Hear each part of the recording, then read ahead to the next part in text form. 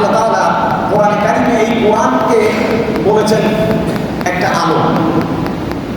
قد جاءكم من الله نور وكتاب مبين।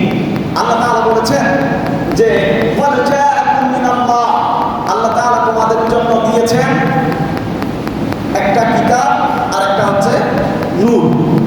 নূর হচ্ছে এখানে নূর দিয়ে বোঝানো হয়, এখানে নবী করিম সাল্লাল্লাহু আলাইহি ওয়াসাল্লামকে নূর বলা হয়েছে। এই আয়াত দ্বারা, এই আয়াতের মুখাতিব তিনি হচ্ছেন রাসূল করিম সাল্লাল্লাহু আলাইহি ওয়াসাল্লাম। তিনি জ্ঞানের নূর। কিসের নূর বলেন তো? জ্ঞানের নূর। আল্লাহ রাসূলকে আল্লাহ তাআলা যে নূর বললেন এখানে, قد جاءكم من الله نور وكتاب مبين। আল্লাহ তাআলা রাসূলকে বানাইছেন নূর এবং দিয়েছেন তার সাথে কি? কোরআন, একটা কিতাব। কিতাব মুবিন, একটা স্পষ্ট কিতাব দিয়েছেন। এখানে তবে আরেকটা জিনিস মনে রাখবেন যে আমি এখানে রাসূলকে জ্ঞানের আলো বলতেছি। কিসের আলো? জ্ঞানের আলো। জ্ঞানের আলো, জ্ঞানটাই আলো। রাসূল সেই অর্থে কিন্তু নূর। আমাদের দেশে অনেকের দাবি রাসূল জিসমি নূর, মানে তার চরিত্র, মানে শরীরটাই কিসের? নূরের তৈরি। অথচ কোরআনে এইভাবে কোথাও বলা হয়নি। রাসূলকে মাটির তৈরি বলা হয়েছে এবং মাটির দেহই বলা হয়েছে।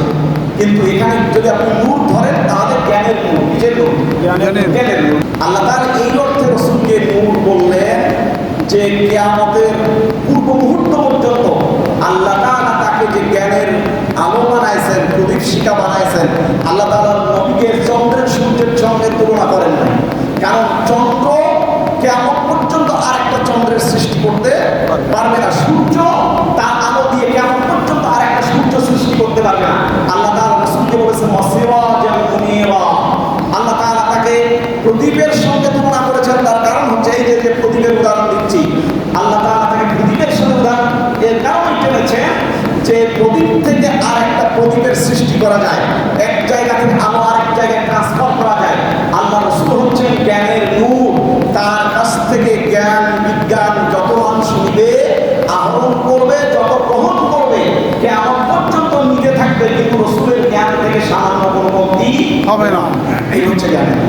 قد جاءكم من الله نور وكتاب مبين।